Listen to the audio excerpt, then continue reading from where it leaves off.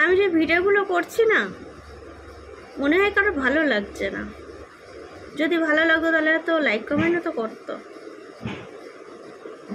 কারণ আমি একটু ভদ্রভাবে ভালোভাবে ভিডিও করছি তো, সেই জন্য কারো সহ্য হচ্ছে না, কেউ দেখবেও না।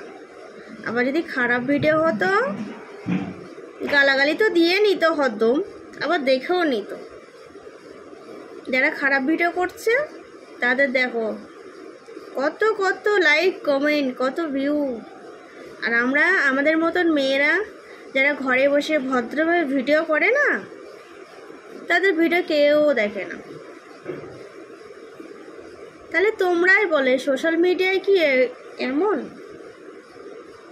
যে ভদ্রটা কেউ মানে কদর দেয় না, কেউ আলাহ করে না, সবাই ইগনোর করে?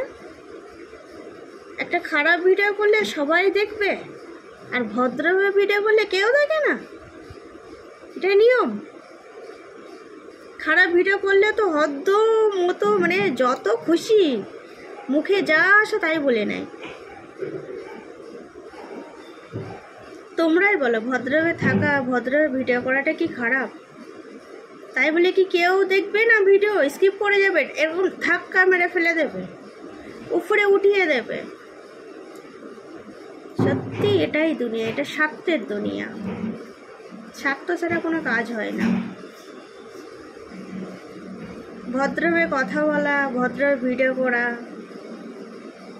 এটা কারোর পছন্দ হচ্ছে না।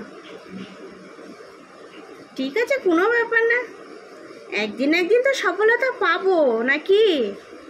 আজ পাচ্ছি না, কাল পাচ্ছি না, পরশু পাচ্ছি না, একদিন একদিন তো হবে। চালিয়ে তো যাই, না হয় একটু সময় লাগুক, 1-2 বছর 3 বছর সময় লাগুক।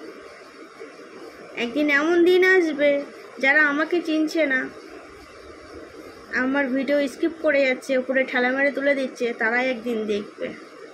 কোনো ব্যাপার নেই, তাই বলে খারাপ ভিডিও করব না। কারোর যদি মনে হয় ভিডিও দেখবে, যদি মনে হয় ভিডিও দেখবে না, ঠিক আছে, কোনো ব্যাপার নেই, সেটা তাদের ব্যক্তিগত ব্যাপার। ভিডিও দেখবে কি দেখবে না সেটা তাদের ব্যক্তিগত ব্যাপার। আমি কি তোমাদের জোর করবো ওগো দেখো আমার ভিডিও দেখো, আমাকে একটু সাপোর্ট করো, আমাকে লাইক কমেন্ট করো? আমি বলবো না। একদিন একদিন আমি সফলতা ঠিক পাবো, এটা আমার বিশ্বাস। নিজের উপরে আমার বিশ্বাস আছে।